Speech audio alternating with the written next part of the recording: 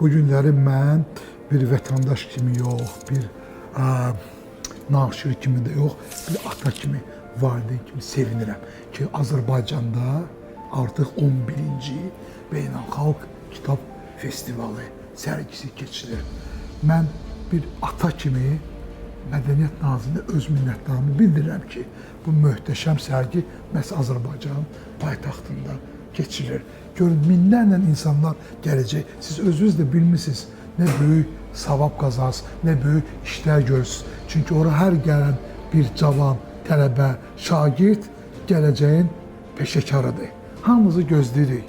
Oktyabrın 1-dən oktyabrın 7-si kimi səhər saat 10-dan düz axşam 7-də kimi. Cənab Nazir, şəxsən öz adımdan sizə minnətdarımı bildirirəm.